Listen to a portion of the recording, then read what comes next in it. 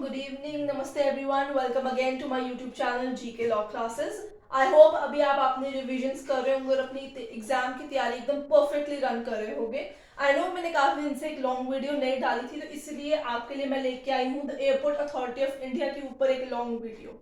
आपको पता ही है मैंने आज मॉर्निंग के अंदर एक शॉर्ट आपके साथ शेयर किया था regarding law of tenders. I hope आपने उसको चेकआउट कर लिया है. अगर नहीं किया तो अभी हमारे YouTube channel GK law classes पे जाके उसे चेकआउट कर लीजिए. उसके अंदर मैंने टेंडर्स के रिगार्डिंग काफी कुछ लिखा हुआ है regarding what does it means, what are the parties, what are the rule regarding the government procurement, the types and the cases regarding law of tenders. So for all those जो इस time पे AEI JEE law की तैयारी कर रहे हैं, उनका exam सिर पे आके खड़ा हुआ है, तो मैं लेके आई हूँ revision video regarding the Airport Authority of India. Short on tenders देखना भूलिएगा मत. वीडियो को स्टार्ट करने से पहले अगर आपको हमारी कोई भी शॉर्ट या वीडियो प्रीवियसली पसंद आई है तो उन्हें लाइक और शेयर जरूर कीजिएगा. If you are new to the channel, then don't forget to hit the subscribe button and notification icon, ताकि आपको पता चलता रहे हम कौन सी नई वीडियोस और शॉर्ट्स लेके आ रहे हैं. तो चलिए करते हैं शुरू. सबसे पहले the Airport Authority of India 1994 के साथ. अब जब हम इस पेपर के पर्टिकुलरली बात करते हैं तो हमारे पास सबसे मेजर जो पेरेंट एक्ट है वो कौन सा है? एयरपोर्ट अथॉरिटी ऑफ इंडिया 1994 का. इस एक्ट को 2003 के अंदर अमेंड किया गया था. तो फिलहाल आपने जितने भी प्रोविजन स्टडी करने वो पेरेंट एक्ट और अमेंडमेंट के थ्रू जो प्रोविजन इंट्रोड्यूस की गई हैं उन्हीं पे फोकस रख के स्टडी करना है. उन्हीं में से क्वेश्चंस आने के प्रॉपर चांसेस हैं. सो व्हेन वी सी, हम सबसे पहले इस एक्ट को पढ़ते हैं. तो जब हम एक्ट देखते हैं उसके लॉन्ग टाइटल में हम सबसे पहली चीज ये बता दी गई है कि इसका मेन पर्पस एक्ट का क्या था? To establish the Airport Authority of India. और जो इसके प्रीवियस इंस्टीट्यूशंस थे, जो अथॉरिटीज थी जो एयरपोर्ट्स को मेंटेन या रन करती थी, that was the international airport Authority of India IAAI, national airport Authority of India NAAI, इनको रिप्लेस करना ये इसका बेसिक काम था. ठीक है, ये इसलिए बनाया गया था ताकि better administration, cohesive management of airports और सिविल इंक्लेव्स इंट्रोड्यूस की जा सके. एयर ट्रांसपोर्ट फैसिलिटीज ऑपरेट करके बेटर प्रोवाइड कराई जा सके और एयरपोर्ट्स की असिस्टिंग और एस्टैब्लिशमेंट जो है कराई जा सके. सो आई होप आपको एक लॉन्ग टाइटल से थोड़ा सा ब्रीफ पता चल गया होगा regarding the Airport Authority of India. आपको ये पॉइंट याद रखना है जो सबसे पहले मैंने मेन टाइटल के नीचे लिखा हुआ है. ये सबसे इंपॉर्टेंट चीज है इसके अंदर. शुरू करते हैं सेक्शन नंबर 1 के साथ. आज की वीडियो के अंदर हम वही पॉइंट्स डिस्कस करेंगे जो बहुत ही ज्यादा इंपॉर्टेंट है in a very brief but very cohesive manner, ताकि आपको समझ लग जाए कि असल में सेक्शंस बोलते क्या है, क्योंकि इन्हीं में से ही कोई भी क्वेश्चन AEI के पेपर में आएगा तो इन्हीं में से ही आएगा. तो आइए शुरू करते हैं सबसे पहले the applicability of the act. क्योंकि ये जो अथॉरिटी है ये सेंट्रल गवर्नमेंट ने क्रिएट करनी है, तो अप्रोप्रिएट अथॉरिटी हमारी सेंट्रल गवर्नमेंट ही इस एक्ट के अंदर रहेगी. जहां पे स्टेट गवर्नमेंट होगा वहां पे स्पेसिफिकली सेक्शन में स्टेट गवर्नमेंट मेंशन होगा. Otherwise, to the general context, the appropriate authority would be central government only. तो शुरू करते हैं application of the act section number 1 के साथ. तो एप्लीकेशन ऑफ द एक्ट सबसे पहले हमारे लिए जानना जरूरी है. That act is called the Airport Authority of India act 1994. इसकी इन्फोर्समेंट डेट सरकार ने ऑफिशियल गजट में अनाउंस की है, वो आप जो है चेकआउट कर सकते हैं. अब ये सबसे इंपॉर्टेंट क्वेश्चन आता है, ये एक्ट अप्लाई किन पे होता है? सो बहुत ध्यान से सुनिएगा. सबसे पहले तो सारे ही एयरपोर्ट्स जो इंडिया के अंदर एयर ट्रांसपोर्ट सर्विसेज प्रोवाइड कर रहे हैं ये उस पे अप्लाई होगा. इसके अलावा सिविल इनक्लेव्स पे अप्लाई होगा, aeronautical communication stations, all training station of authority, establishment and workshop relating to air transport services. इन चारों ही चीजों के ऊपर ये सेक्शन अप्लाई करेगा. ठीक है, अब बात करते हैं नेक्स्ट सेक्शन की. वो है सेक्शन नंबर 2. यहाँ पे उसका रेफरेंस नहीं मिलेगा पर वो है डेफिनेशन का सेक्शन, जिसके अंदर कुछ बहुत ही इंपॉर्टेंट डेफिनेशंस जो है मार्क की गई है. मैं आपको उनको जनरल वे में एक्सप्लेन कर देती हूँ ताकि आपको एक ओवरव्यू मिल जाए कि कौन सा पॉइंट क्या कहता है. सबसे पहले बात करते हैं सेक्शन नंबर 2 के क्लॉज A के साथ, एरोनॉटिकल कम्युनिकेशन स्टेशन. तो एरोनॉटिकल कम्युनिकेशन स्टेशन से आपका मतलब पता चल गया, जो एरोनॉटिकल प्रोसेस के साथ डील करते हैं, जो कम्युनिकेट करते हैं, उनकी फिक्स्ड सर्विसेज, उनकी प्रैक्टिसिंग सर्विसेज, मोबाइल सर्विसेज और एरोनॉटिकल रेडियो कम्युनिकेशन सर्विसेज. तो स्टेशन के अंदर ये जो सारे काम होते हैं हम उन्हें एरोनॉटिकल कम्युनिकेशन स्टेशन कहते हैं. आगे चलते हैं number B, that is airport अब most of you, for all those who are viewing right now this video, might have knowing कि एयरपोर्ट होता क्या है, ठीक है। तो एयरपोर्ट यहाँ पे डेफिनेशन में उसका मतलब यही है, landing and taking off area of an airport, जहाँ पे रनवे, एयरक्राफ्ट हैंगर्स, उनकी मेंटेनेंस और पैसेंजर फैसिलिटीज हमें प्रोवाइड कराई जाती है। इसी के तरीके पे air stripe, sub the clause is C, air stripe, air पट्टी जिसे हम कहते हैं, जब एयरक्राफ्ट ने टेक ऑफ करना होता है तो आप देखेंगे नीचे एक स्ट्रिप बनी होती है जिसको गाइड करती है कि उसने किस डायरेक्शन में टेक ऑफ करना है, तो that strip is known as air strip. इसके अलावा हमारे पास एयर ट्रैफिक सर्विसेज आते हैं डी क्लॉज के अंदर। That is a very inclusive kind of a definition that talks about flight information services, alerting services, air traffic advisory services और air traffic control. आपको पता है एएआई जो है एयर ट्रैफिक कंट्रोल के एग्जामिनेशन, एटीसी के एग्जामिनेशंस भी लेती है, तो उसकी डेफिनेशन इस एक्ट के अंदर क्लॉज नंबर डी में आपको दी गई है, ठीक है। ये कुछ इंपॉर्टेंट डेफिनेशंस हैं जिस पे आपका थोड़ा ध्यान होना चाहिए। Now the word comes civil enclaves. When we talk about the application of the act, हमें पता चलता है कि सिविल इनक्लेव के ऊपर भी एक्ट अप्लाई होता है। Now what is civil enclave? Basically वो जमीन जो आर्मी या किसी भी यूनियन के आर्म्ड फोर्सेस के नीचे आती है, बट वो जमीन जो है एयरपोर्ट अथॉरिटी यूज करती है फॉर एयर मैनेजमेंट और कार्गो सर्विसेज, हम उन्हें सिविल इनक्लेव्स कहते हैं। होती तो वो आर्म्ड फोर्सेस की जमीन है, बट उनसे परमिशन लेके अथॉरिटी जो है उनकी कुछ जमीन जो है एयरपोर्ट फैसिलिटी मैनेजमेंट के लिए यूज करती है, उन्हें हम सिविल इनक्लेव्स कहते हैं, जो कि क्लॉज नंबर आई में दिया जाता है। Heliport, it's heliport clause number J. So clause number J heliport माने जहां से हेलीकॉप्टर टेक ऑफ करता है या जहां पे वो लैंड करता है।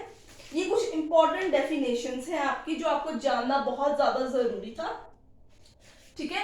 अब जैसे मैं आपको डिक्टेट करा रही हूँ, आप वैसे ही अपनी लैंग्वेज के अंदर से पेन डाउन कर लीजिएगा। आगे बढ़ते हैं, चलते सबसे इंपॉर्टेंट पार्ट की तरफ, that is composition of AI, section 3 to 9। अब ये जो चीज है, the composition, the establishment of this authority, यही सारी गेम का मेन एरिया है।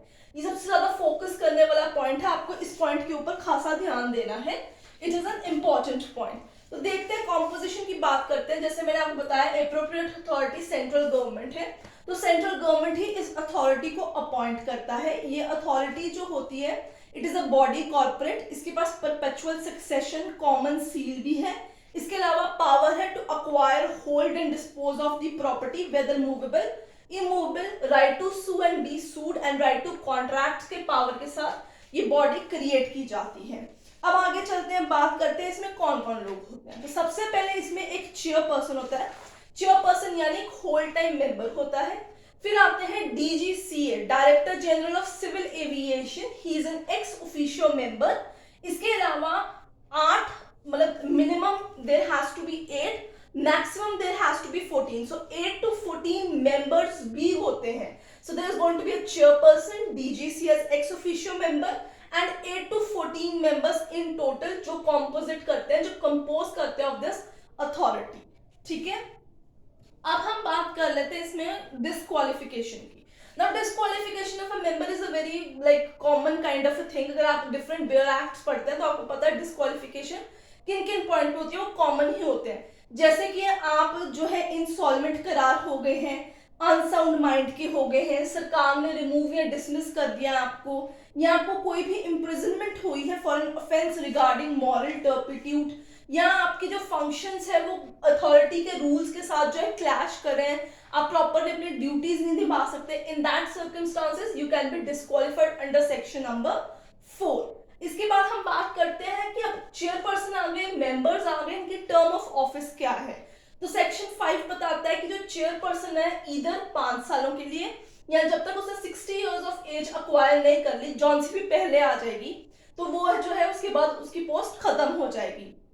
सो उसकी टर्म ऑफ ऑफिस होती है या तो वो 60 साल तक की उम्र का जब तक नहीं हुआ, या 5 साल, जॉन सा भी अर्लियर है। इसी तरीके से पार्ट टाइम मेंबर्स 3 साल के लिए रहते हैं पोस्ट के ऊपर, ठीक है। आगे बात करते हैं, they have a power to resign, वो इन राइटिंग सेंट्रल गवर्नमेंट को जो है रिजाइन कर सकते हैं, 3 महीने का नोटिस पीरियड सर्व होता है।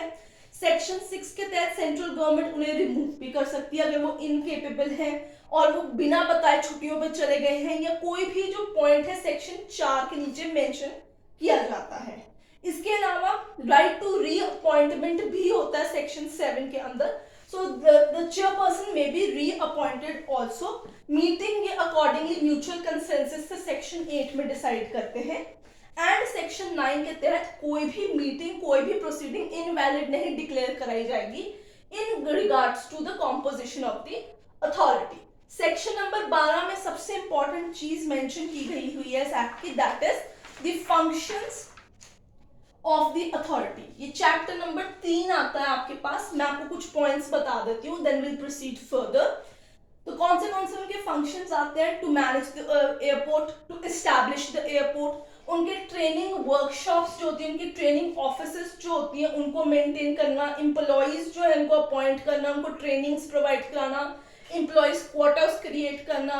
इसके अलावा टैक्सीज, रनवेज, एप्रन, टर्मिनल्स बनाना, उनकी मेंटेनेंस, कार्गो के रिगार्डिंग मेंटेनेंस, नेविगेशन की मेंटेनेंस, नेविगेशन एड क्रिएट करना, ये सारे काम इनके हैं। आप एक्ट के अंदर देख सकते हैं पूरी की पूरी लिस्ट दी गई है 1.5 पन्नों की, जिसके अंदर फंक्शंस ऑफ एईआई मेंशन किए गए हैं। इसी के तर्ज पर 12A में we have the point regarding lease of the land. ये 2003 में इंट्रोड्यूस किया गया था कॉन्सेप्ट, जिसके अंदर airport Authority of India central government की प्रायर परमिशन से अपनी जमीन का कुछ हिस्सा लीज पे दे सकती है to the another person, but central government की परमिशन पहले प्रायर रिक्वायर्ड है। प्रॉपर कॉन्ट्रैक्ट करके ही लीज एग्रीमेंट क्रिएट किया जाएगा। आगे चलते हैं section 13 and 14, transfer of powers and cases.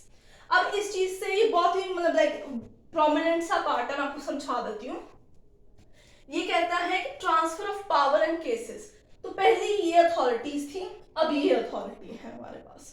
तो जब ये अथॉरिटी इस्टेब्लिश की गई सरकार के द्वारा, तो पिछली जितनी भी अथॉरिटीज थी उनकी जितनी भी पावर्स थे, फंक्शंस थे, कोई केसेस उन पे पेंडिंग चल रहा था, कोई डेट था, लाइबिलिटी था, रेवेन्यू था, कोई टैक्स देने वाला था, कोई अमाउंट आने वाली थी, कोई राइट्स, लाइबिलिटीज, ड्यूटीज जो भी इन अथॉरिटीज की थी वो किसमें एसिमिलेट हो जाएंगी, किसमें समा जाएंगी? तो एयरपोर्ट अथॉरिटी ऑफ इंडिया के अंदर वो समा जाएंगी। तो सेक्शन 13 एंड 14 में ये सारा कुछ आपके पास लिखा है।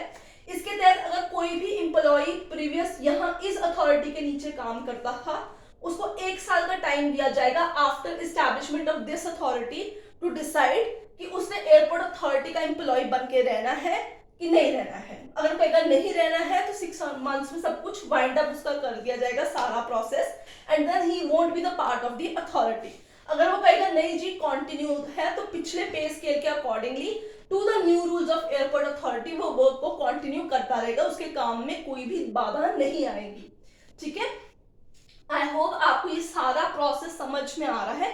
It's a very easy act, ज्यादा इलैबोरेटिव नहीं है। इनके मेन आपको ध्यान कॉम्पोजिशन पे, फंक्शंस पे, एप्लीकेबिलिटी पे ही रखना है।